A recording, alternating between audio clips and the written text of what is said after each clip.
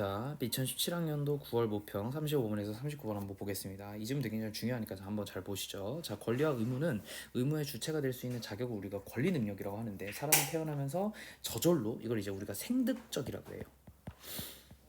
그래서 여러분들이 태어나자마자 투표권을 일정 날짜가 되면, 일정 시간이 되면 투표권을 가지게 되고, 그러니까 여러분들은 예비 투표권을 이미 가지고 있는 거야. 투표권을 가질 권리가 존재하는 거야. 다만 그 날이 되면, 그치? 그 나이가 되면 이제 법적으로 그걸 받게 되는 거죠. 그런데 여러분들 이제 대한민국의 국민이고, 그리고 여러 가지 이제 보험도 들 수 있고 뭐 그런 것들 있잖아요. 그 계좌도 열 수 있고, 그러니까 이게 다 생lik적인 권리인 거야. 어쨌든 법적 권리를 가지게 되고, 그래서 생존하는 내내 이걸 보유하게 돼요. 그리하여 사람은 재산에 대한 소유권의 주체가 되며 다른 사람에 대한 채권을 누리기도 하고 채무를 지기도 해요. 그러니까 사람들의 결합체인 단체도, 중요한 게 이제부터 나와요. 단체도 일정한 요건을 가지게 되면 법으로 부여되는 권리 능력인 법인격이라는 것을 취득할 수가 있어. 그러니까 단체가, 다시 봐봐, 이게 지금 잘 봐야 돼. 단체가 일정 요건을 가져야 해요. 일정 요건을 충족했을 때만 법인격이 되는 거니까 약간 진화 버전인 거야. 우리가 이거 이제 이미 알고 있으니까 이걸 갖다가 이제 법인이라고 얘기를 하거든. 그냥 법인격이라는 말을 줄여가지고 법인이라는 얘기를 많이 해요. 됐죠? 자, 그래서 아무튼 법인격을 가지게 되는 건데, 자, 보세요. 단체 중에서 사람들이 일정한 목적을 가지고 결합한 조직체로서 구성원과 구별되어 독자적인 실체로서 존재를 하면서 운영기구를 가지고 있고, 구성원의 사익과 설대와 상관없이 존속하는 걸, 이걸 뭐라고 하냐면 이제 우리가 사단이라고 해요. 그러니까 단체 중에서도 그냥 단체가 아니라 조금 고급의 단체가 있어. 독자적이야. 누가 있고 없고와 상관없이 어쨌든 존속할 수 있는 구성이 있는, 그러니까 마치 사람처럼 걔가 독자적으로 뭔가 판단할 수 있고, 이 회사라고 할 만한 그러니까 단체라고 할 만한 무언가가 있다는 거야. 그런데 이걸 사단이라고 하는데, 사단이 가지고 있는 성질을 사단성이라고 할 거야. 그럼 이게 아직까지는 단체야. 그런데 사단의 구성원은 사원이라고 하는데, 이런 거 이제 개념인 거고. 자, 사단은 법인으로 등기가 되어야 되지만 이게 이제 일정 조건인 거예요. 근데 아까랑 똑같습니다. 그래서 이제 얘 말은 뭐냐면, 단체 중에서 사단이라는 게 있는데, 그 사단이 뭐를 하게 되면, 법인으로 등기를 하게 되면 일정 조건을 맞춘 거죠. 그러면 이제 뭐가 생긴다? 법인격이 생긴다. 근데 이걸 이제 합칠 거야. 그래서 이 법인격이 있는 사단을 뭐라 그러냐면 사단법인이라고 합니다. 그래서 사단법인이라는 말 되게 많이 들어봤을 거야. 태권도 협회 같은 거에 주로 붙어 있어요. 자, 어쨌든 그래서 아무튼 내가 말하고 싶은 거는, 사단과 사단법인은 다른 거야. 알겠지? 다른 거고, 얘는 법인이니까 법인격이 있는 건데 얘는 없는 거예요. 법인격이 없어요, 사단은. 그걸 알고 계셔야 돼. 자, 그래서 어쨌든 이 법인격이 있는 걸 갖다가 우리가 사단법인이라고 합니다. 그래서 법인이라는 개념, 이제 법인으로 등록했을 때 이제 사단법인, 여기다 그냥 동그라미 칠까요? 아무튼 이렇게 봅시다. 반면에 사단성을 갖추고도 법인으로 등기하지 않은 애들이 있어. 이걸 이제 법인이 아닌 사단 내지는 일반 사단이라 그래요. 자, 사람과 법인만이 권리 능력을 가지고, 사람의 권리 능력과 법인격은 엄격히 구분이 돼요. 그리하여 사단법인이 자기 이름으로 진 빚은 사단이 가진 재산으로 갚아야 되는 거니까 사원 개인에게 책임이 미치지 않습니다. 이게 무슨 말이냐면 이런 거죠. 자, 사단법인이 존재를 해요. 사단법인이 존재를 해. 사단법인에는 누가 회장이든지 간에 그건 중요하지 않아. 얘네 나름대로 운영할 수 있는 어떤 기구들이 있을 거거든. 그래서 얘네들의 어떤 이런 판결들을 통해 가지고 이게 일어나요. 근데 얘네가 빚을 졌다고 칩시다.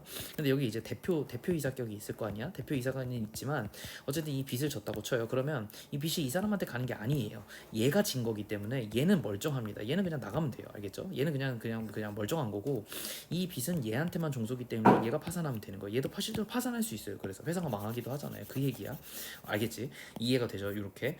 자, 그런 지금 개념이라고 봤을 때, 그러면 이제 이 재산에 문제가 생기거나 혹은 재산을 취득한다 하더라도 그게 사원 개인에게까지 책임이 들어가는 건 아니에요. 벌어도 책임이 들어가는 게 아니고 못 벌어도 책임이 들어가는 게 아니에요. 됐죠? 자, 회사도 사단의 성격을 갖는 법인이에요. 물론 어느 정도 규모가 돼야지만 이게 가능해요. 왜 그러냐면, 대표적인 게 이제 주식회사인데 당연하게도 주주들이 있어야 돼. 주주가 될 만큼 회사가 커야 돼. 그런데 원래는 이제 주주들이 존재해야 되는데, 그게 아니라 2001년에 개정된 상법은 주주가 필요한 게 아니라 한 사람이 전액으로 출자해서 1인 주주가 가능할 수도 있어. 야, 그럼 이제 문제가 생기지. 이 방금 얘기한 것처럼 이런 기구들이 있을 거 아니야. 내가 다시 적을게. 사단법인인데, 자, 특히 일반 단체가 아니에요. 법인을 출자를 했어. 그런데 여기에는 운영기구라든가 독자적인 기구들이 존재해요. 그래서 요 안에 있는 구성원들이 누가 있든지 간에 상관없이 얘 나름대로 굴러가는 거야. 근데 이 안에는 주주들이 있으니까 여기에도 속한 사람, 여기에도 속한 사람, 여기에도 속한 사람, 이렇게 있어서 굴러가는 거였잖아. 근데 그게 아니라 다 이게 1인이야.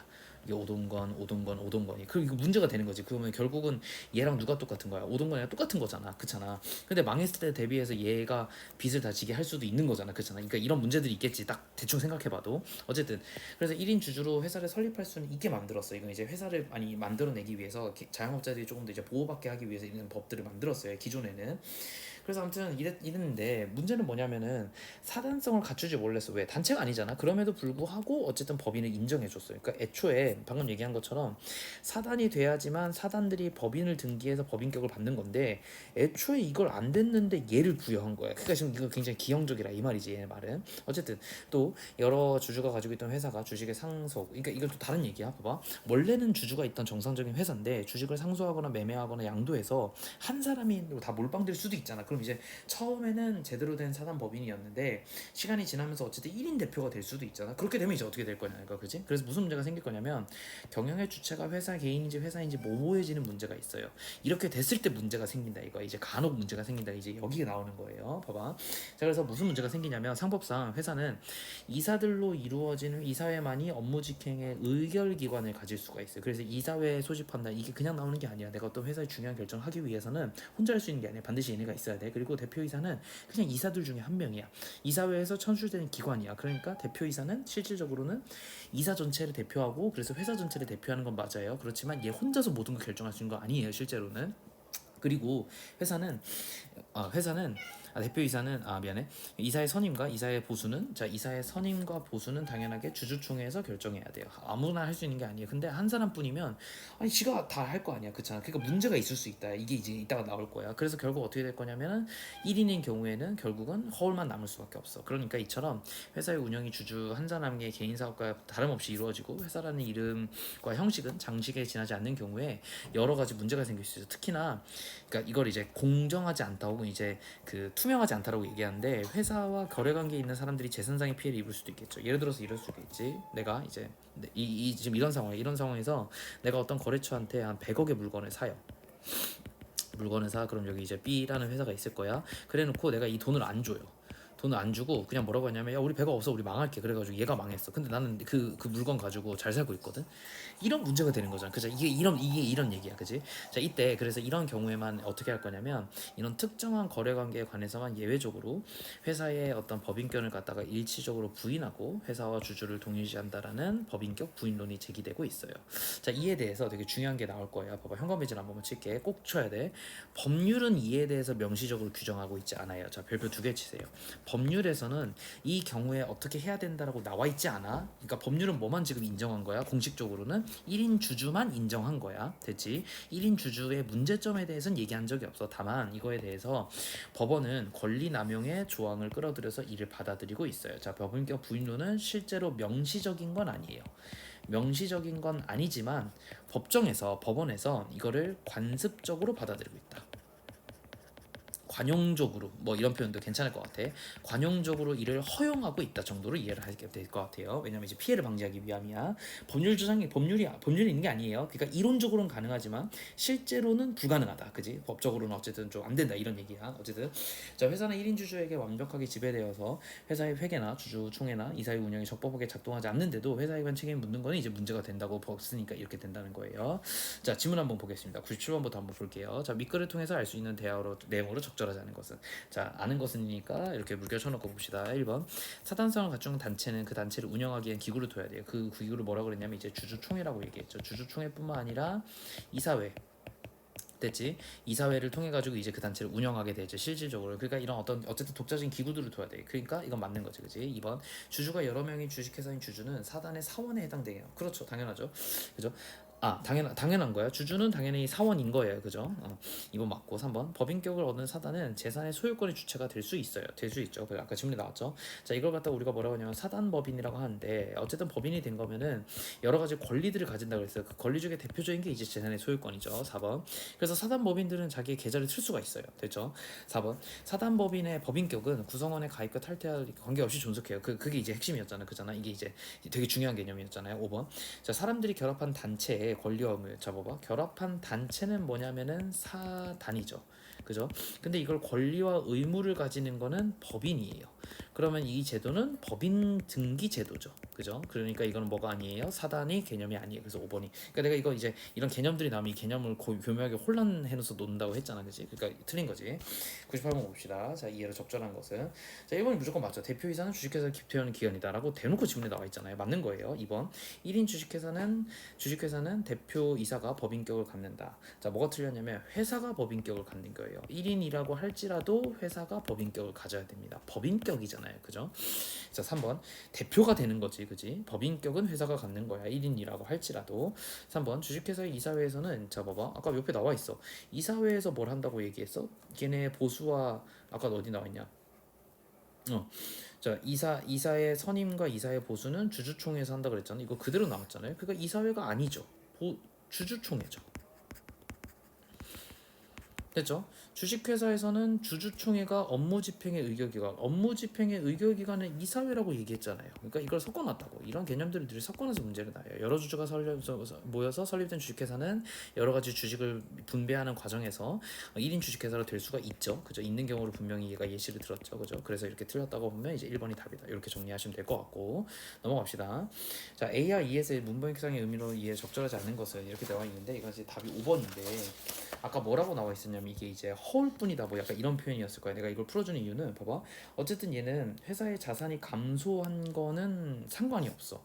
그러니까 자산과 관련 있는 개념이 아니야.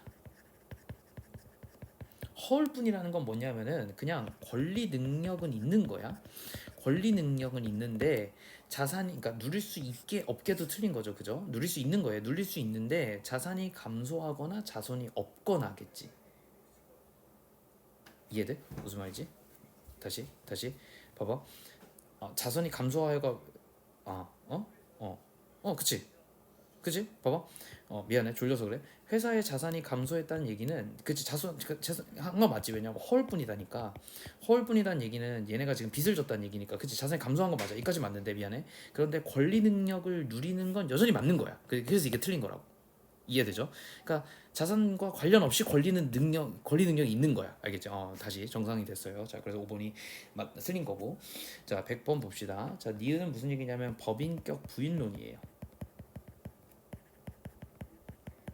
자, 법인격 부인론에 대해서 내가 옆에다 한번 써보겠습니다. 봅시다. 자, 실질적으로는 법인과 누가 대표이사의 결정이 구분이 안 될 때예요. 무슨 얘기냐면 이게 이제 남용될 때지, 그지? 이 대표이사를 뭐라고 볼 수 있냐면 이 사람이 특히나 어떤 상황일 때 1인 주주의 상황이었을 때 더더욱 이제 이런 일들이 일어날 거야. 그랬을 때 예외적으로야. 원칙적으로는 허용하지만 이래도 되지만 예외적으로, 그지? 이렇게 해서 피해가 발생했을 때 피해 발생 시 법인격을 부인할 거예요. 다만 부인하는 근거는 뭐냐면 이게 되게 중요해. 법적 근거는 없어요. 왜냐하면 명시적인 조항은 없거든. 그런데 뭘로 보는 거냐면 남용을 금지하기 위해서 그런 취지로 이러한 취지로서 법원에서 관용적으로 법인격 부인론을 인정해 주는 겁니다. 법인격 부인론을. 그러니까 법인을 그러면 이제는 이제 못하게 하는 거지. 그래서 결과적으로 어떻게 하려고 하냐면 이러한 법인의 책임을 결국 누구한테까지 이 1인 주주에게까지 전가시키기 위해서. 그래서 막만하게 경영을 하지 않게 하기 위해서, 그렇지? 그러니까 막 하지 않기 위해서 하는 거잖아. 피해를 안 입게 하도록. 그래서 가장 대표적인 답이 이제 5번인 거죠. 그렇죠? 적절한 거니까. 특정한 거래 관계에 있을 때 법인격 부인론을 적용해서 회사에게 하려고 하는 거는 뭐냐면 그 거래와 관련해서 회사가 진 책임을 주주에게 부담시키기 위해서. 지문에 그대로 나와 있잖아요. 그렇게 보시고 자, 101번의 답은 2번. 이렇게 정리하면 되겠습니다. 됐죠?